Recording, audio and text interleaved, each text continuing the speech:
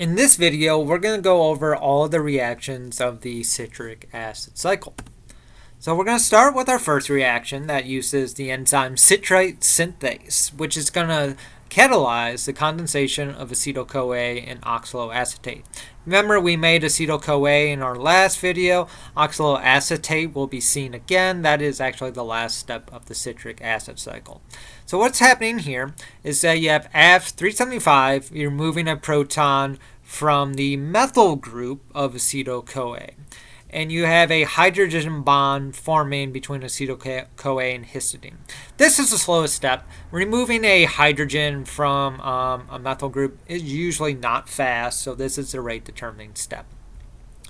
Then our second step, we have acid-base chemistry happening, where you have oxaloacetate taking a hydrogen from histidine. Then you have an attack of acetyl-CoA attacking our oxaloacetate, and you're going to make your citryl coenzyme A intermediate, and then you're going to hydrolyze citryl coenzyme A to make just coenzyme A and citrate while reforming your enzymes. Now this is an extremely negative or favorable reaction, negative 31.5 kilojoules per mole.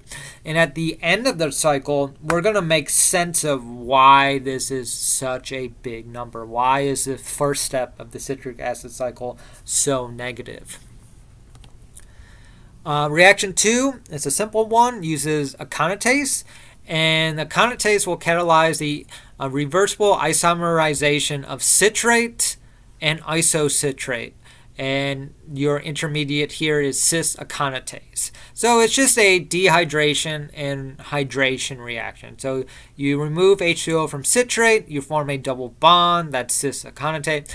You re-add H2O, and you're basically just removing, or you're just moving your hydroxyl.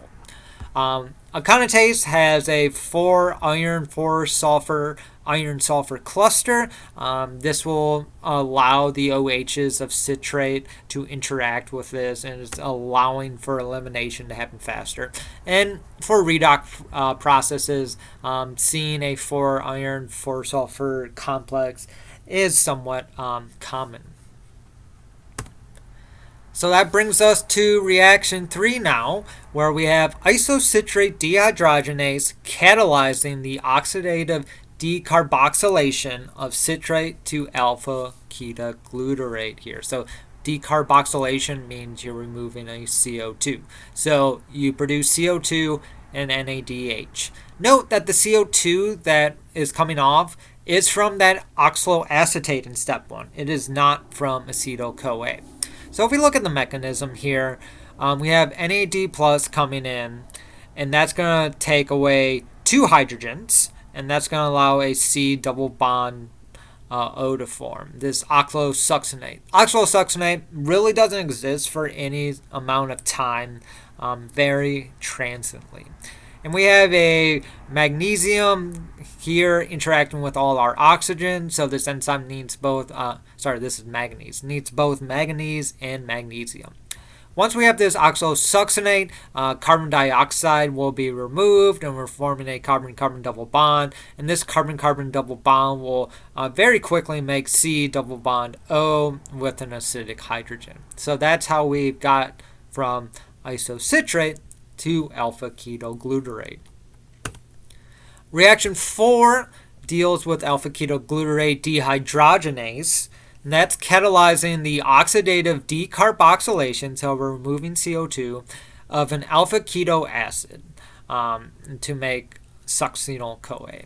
So here, CO2 and NADH are products. Again, this CO2 is not coming from acetyl-CoA, it's coming from oxaloacetate. The mechanism here is actually very similar to pyruvate dehydrogenase that we saw back in the previous video where we made acetyl-CoA. So we're not going to go over the enzyme again, how that mechanism works, but it's basically the same thing where you have a multi-enzyme complex made of 3 different enzymes. Alpha-ketoglutarate dehydrogenase, E1, dihydrolipotranssuccinylase, E2, and dihydrolipotransdehydrogenase, E3. So if you followed along with the enzyme in our previous video, the mechanism for creating succinyl coenzyme A is basically the same thing. So next we have our succinyl coenzyme A, and we're going to make succinate, and that's done by Succinyl-CoA synthesis, synthetase rather. Mammals, we make GTP. Plants and bacteria make ATP. And there's 3 steps for here. And this whole step is kind of like a game of hot potato in that you're just going to be passing around this phosphate to different molecules. So the first reaction, this phosphate is going to kick off the coenzyme A to make a succinyl phosphate molecule. Then this phosphate is going to be taken by the enzyme to make succinate and 3-phosphohistidine. So we've made succinate, but we have a phosphorylated enzyme.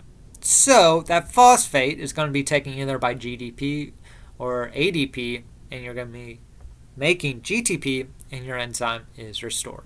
So you can see we're just kind of passing this phosphate around in each step.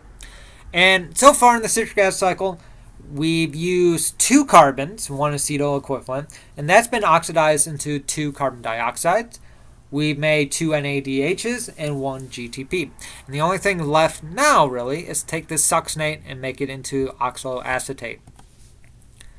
So succinate dehydrogenase will begin the process for us, and that will catalyze a stereospecific dehydrogenation of succinate to make fumarate. Now this enzyme is strongly inhibited by malonate, which kind of looks like fumarate. So this actually can just stop the citric acid cycle right in its tracks.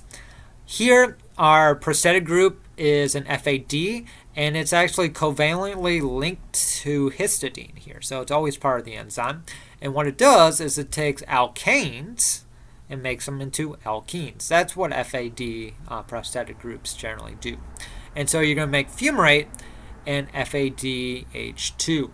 Now we need to remake FAD, and we're going to do that by giving these hydrogens and electrons to the electron transport chain. And we're going to go over that in a later chapter. So reaction 7, now that we have fumarate, we need to turn it into malate, which, if you remember, is similar to malonate that inhibits succinate. So you can kind of think of malate as a way to say, if we have a lot of malate around, we can maybe make malonate, and that can inhibit the citric acid cycle. But anyway, so we have fumarates. And what we do is that we add an OH to break our double bond, and we're going to get this carb anion transition state. Very unfavorable. But with the acid addition, we'll make our malate here. And always, it's always OH first and H plus next. But that's how we get from fumarate to malate. And then our last step is to make oxaloacetate. This is our final reaction. And we're taking our malate plus NAD plus, and we're making oxaloacetate and NADH.